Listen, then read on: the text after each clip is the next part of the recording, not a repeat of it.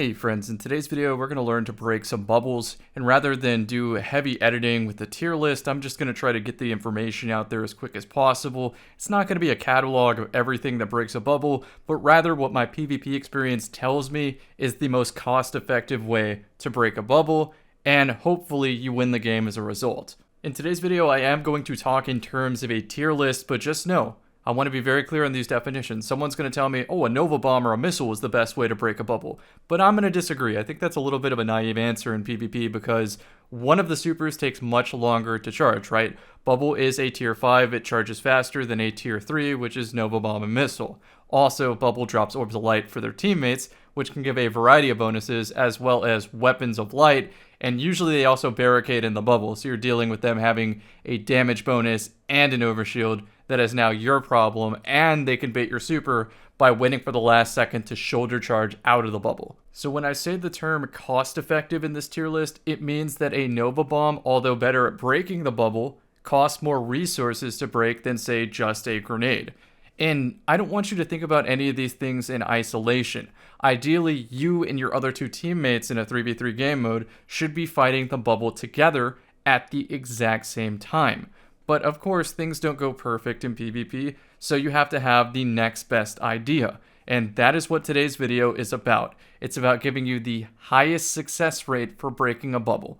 In terms of viewer retention, it's not a real good idea for me to just show you the whole tier list right now, but I'm going to anyway because some of you have busy lives, you gotta study something important up, and you just want the information and are gonna bounce, and that's cool with me. I never really do things by the book on YouTube anyway, but as I go through these explanations, if you're like, hold up, wait a sec, that made a lot of sense, let them cook, then I'm here for that too. Speaking of that, let's start with Sunbracers, where you literally let them cook in the bubble and cause ignitions. It's a good time to mention here that Titans with the barricade inside the bubble have exactly 569 HP. Nice. But you're not going to be doing anime protagonist style calculations in the moment like, oh, he got hit by a hand cannon body shot, so if I pop Radiant now and then snipe him in the face, I can win the round. It's not going to happen like that. Instead, you just got to keep adding the chip damage until they're done.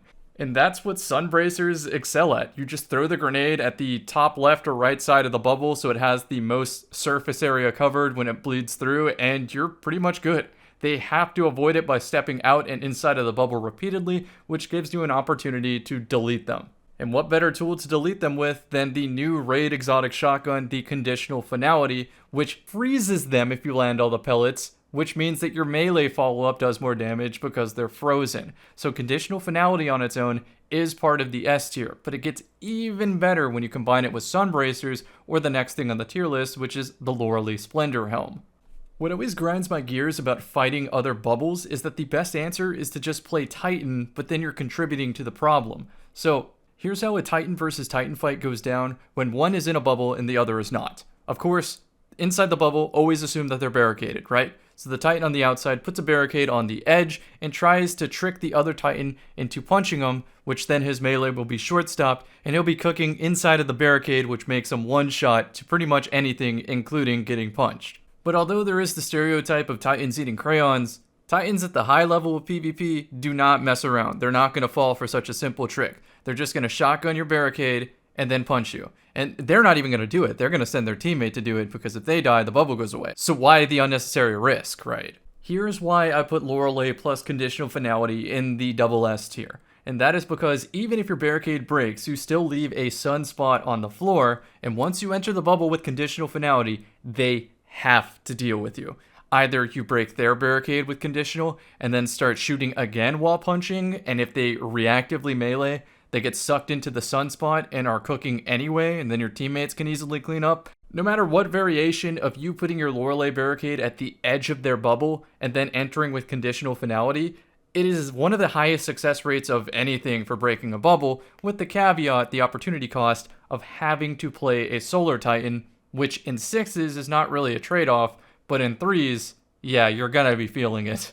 It also kind of grinds my gears how the strength of Solar Titan is balanced around the strength of the Loreley Splendor helm even to this day, but I digress and I will move forward. Just if you want the absolute best bubble breaking in an objective mode, I'm telling you, those two are the best.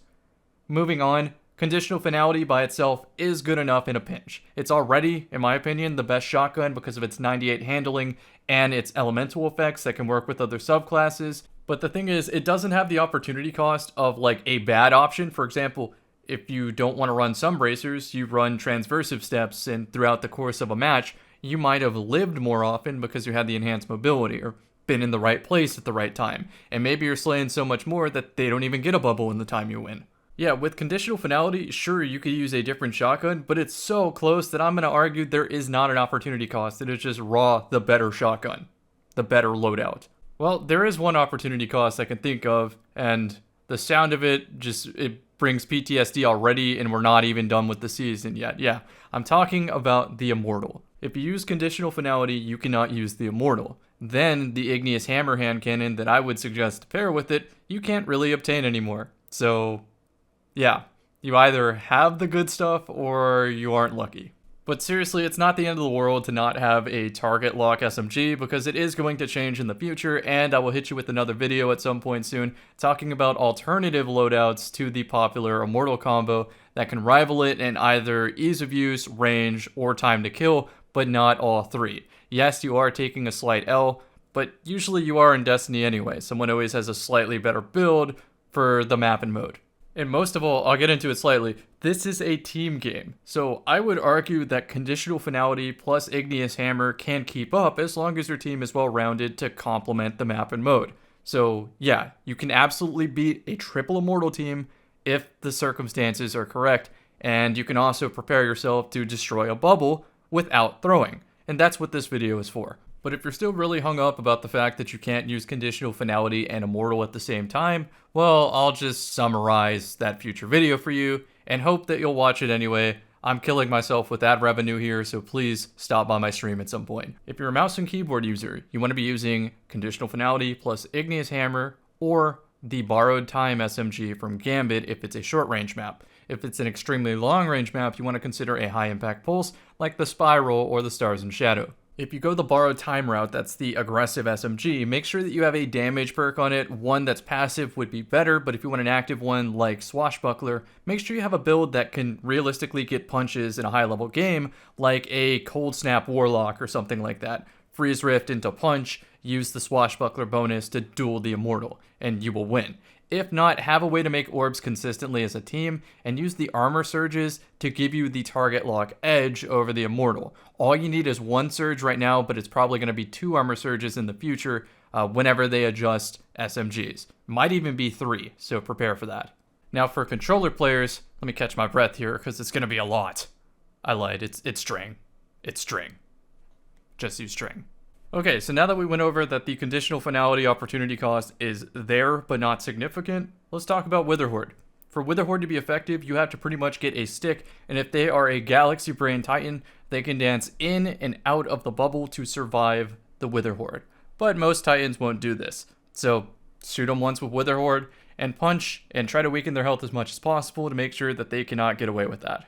If a direct impact stick seems too unlikely, then just shoot the floor and try to dance in and out of a barricade while it auto-loads, and then shoot the floor again. All you're trying to do is whittle them down without dying, and when it looks like they are going for you, you need to trade out with as much damage as possible. Next up is Peregrine Greaves, which follows the logic that in order to stop the Titan, I must become the Titan, and it's not even just become the Titan, it's become the Bubble Titan. It does not work on Arc against 10 resilience. Only if you pierce the top of a bubble with a storm grenade does Peregrine Greaves kill. So by themselves, you have to run Void plus offensive Bulwark to increase the damage of your melee, and then you have to be in the air with the shoulder charge and pray that you hit them and not the barricade. I should mention the Jolt fragment on Arc plus the possibility of knocking them out of the bubble still makes it an S tier choice, and it's really good. Even better if the not swap modifier. Yeah, post-editing Cammy is not going to let commentary Cammy finish that thought. Moving on to Loreley Splendor, I've already said it's really good. Barricade at the edge, even if they break it, Sunspot cooks them. It's really good. It's also just really good in general for playing the backline in 6s. No matter what they do, you're always going to have more health as long as you're slowly chipping away at it. So if you want to be satanic, you could throw on Lemon. He tried it again. Anyhow, we're moving on to A tier, which is just the typical zoning nades. And yes, this means, again, you can play on Void Titan to throw an extended, weakened, volatile vortex nade that sucks them in and does a lot of chip damage. So much so that you can pretty much follow up with anything, and if they stay in there, you're gonna win. Most zoning nades fall into this like average category where you gotta put yourself at risk in order to get the zoning nade inside the bubble. Of course, the reward can be good sometimes, but the risk is still unnecessary when you could throw a storm nade overhead. Of course, this has some caveats, like there has to be multiple enemies for the storm to jolt, they have to stay and cook, and then you have to have a follow-up ready for when the storm nade goes out or for when they step out of the bubble. And you have to run a grenade and fragment that you likely wouldn't run with Arc Titan right now anyway in this meta, so there is an opportunity cost. Compared to Sunbracer Nade, where you throw it and it does the job without any conditions really, you can start to see as to why I put things in certain tiers. But again, the idea should be, it should be a zoning nade plus something else on this list, like conditional finality. Or if you don't have that, a 1-2 punch shoddy, which has really fallen out of fashion because number one, the perk was nerfed. Thank you, PvE players. You always say PvP ruins PvE, but this is one of those rare ones where I don't get to bully bubbles as much anymore. The opportunity cost of 1-2 punch is still a little bit too much for my liking because you have to give up a handling perk or something like that on a shotgun, and ultimately it's not worth it. But if you're gonna run, like for example, a freeze rift anyway, it's nice to have in your back pocket to guarantee that final blow. I think that explanation pretty much combines most of the A tier, so I'm gonna move on to B tier, which is most supers because they cost too much. This is Blade Barrage, Missile, Nova. I'm going to put Suspend abilities and Ignition abilities in there too, because although they do work, the Bubble Titan and friends inside the bubble usually just shrug it off and make you look like you're dumb. A quick note on the supers, I already explained that they're too costly, but if this is your only strategy anyway, let's improve your strategy, right? Pay attention to the top of the screen and start memorizing names. Pay attention to who has the higher intellect and who is the most likely to have a bubble, so you can preemptively set up to cancel them during the pop animation. Ideally, you want to kill them right when they're stuck in the animation, and then, the most important part is do not let their teammates pick up the orbs or recover the body. Even if you succeed at doing all of that, I'm going to call that barely a 1-to-1 trade. You took out a player and a super, but it cost your super. However, they get their super much faster, so if the game goes the distance, then the next time a bubble shows up, you might not have an answer for it. Okay, moving on to suspend abilities and ignition abilities. It seems like it's going to work in the moment, but more often than not, let's say you suspend dive into the bubble. Now the Titan with a shotgun or an SMG has weapons alight and can still fire from the hip. If you go in the bubble, not coordinated with your team, you're throwing. You're not winning that anyway, even if they're suspended. Sure, they can't rubber band melee you, but they still have guns and they likely still have a brain. Next up is C tier, and I put most power ammo here because it is a limited resource, but it is abundant enough in 6s that I think it's worth mentioning. I think the Vortex Sword, Salvation's Grip, the Eager Edge Sword with a damage boost, and maybe Tractor Cannon are the only ones I'm really going to mention here. There are some other ones, put them down in the comment section if you have a favorite, but I want to mention that Leviathan's Breath doesn't really work anymore. It used to have this like giant AoE blast that could knock them out of the bubble, but right now it's just not consistent. Moving on to D tier, we have the standard barricade melee combo where you're a Titan, you put your barricade at the edge, and then you try to bait them into meleeing. In a similar way, Hunters have Liar's Handshake, Titans have Feedback Fence, Titans have the Loreley Barricade. I don't know why I put that there twice. There's also Glaives, if you can manage to enter it with the shield already up, and Arbalest Headshot. Yeah, I definitely put Loreley there because I initially thought it wouldn't be good, but as I tested it more, I realized that compared to its other options, it is vastly superior. So just disregard that quick editing error.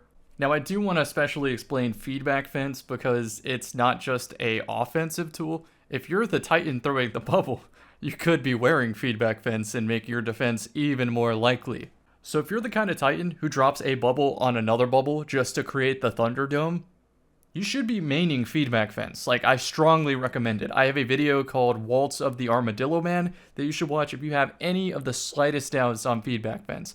My lore in Destiny 2 is that my Season 1 Titan loadout was Feedback Fence because I was tired of getting melee rubber band punched. And here we are, what, Season 20, 21, something like that, where it is still the same problem. Bungie needs to really fix this melee system.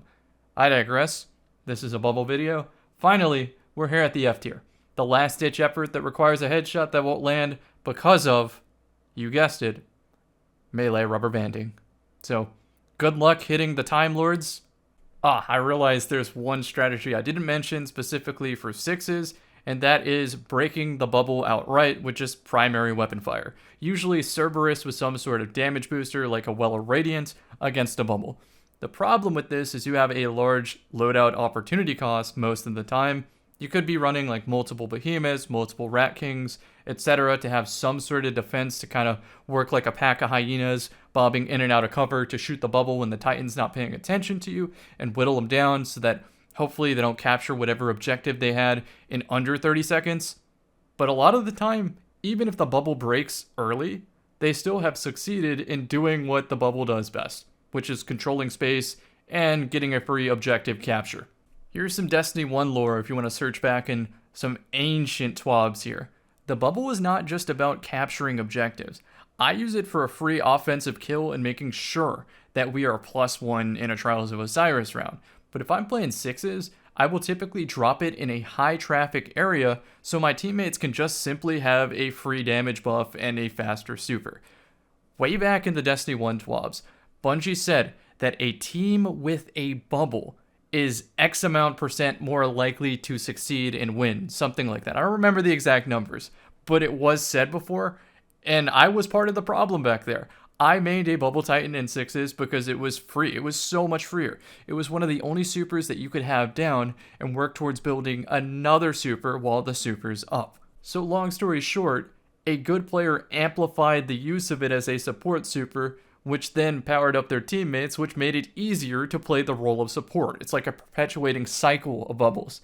Only in Destiny 2 have people really just been throwing it on objectives without using it before the objective even comes up to get map control for free, so it's not just like shoulder charging into the middle of a crowd, dropping a bubble, and hoping for the best. So I hope these words of wisdom speak to somebody out there, and they really up their Bubble Titan game, and vice versa, because there's a lot of things that are satisfying in Destiny, but taking out a Bubble Titan by yourself has got to be on top of the list. So, hope you found this video useful. I will see you in the next one.